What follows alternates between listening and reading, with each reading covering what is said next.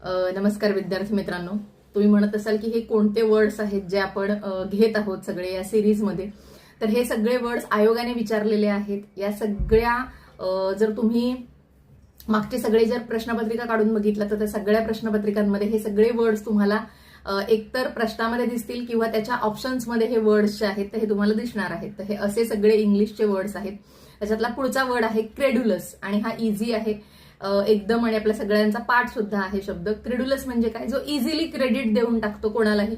म्हणजेच काय की तो वेडसर म्हणण्यापेक्षा आपण त्याला म्हणू की थोडासा काय म्हणू आपण संवेदनशील व्यक्ती किंवा भोळसट. ठीक आहे. सो भोळसट हा शब्द त्याला बरोबर आहे. क्रेड्युलस जो की इझिली क्रेडिट देऊन टाकतो असा क्रेड्युलस आहे.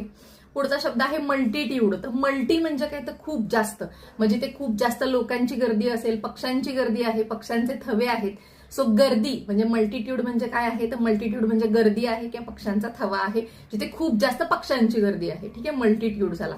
त्यानंतर पुढचा शब्द जो आहे तर तो आहे रिकॅल्सिट्रन्स. सो कॅल्शियमला रिव्हर्स करणं इझी आहे का? जर कॅल्शियम बसलं तर नाही. सो त्यामुळे रिकॅल्सिट्रन्सचा अर्थ आहे उद्दाम, जे आता पुन्हा रिमोल्ड ज्याला आपल्याला करता येणार नाही, ज्याला पुन्हा आपल्याला झुकवता येणार नाही. सो उद्दाम किंवा न झुकणारा याला शब्द आहे रिकॅल्सिट्रन्स. त्यानंतर पुढचा शब्द आहे कॅलॉस. सो कॅलस म्हणजे काय की कॉलस.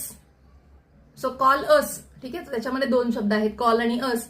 हे जरी सोपं असलं तरी त्याचा अर्थ आहे अनकाइंड, की जो आपल्याला कॉल अस करणार नाही, जो आपल्याला बोलवणार नाही. सो कॉल अस किंवा कॅलस एकत्र जर केला तर त्याचा अर्थ आहे अनकाइंड, जो की दयाळू नाही आहे.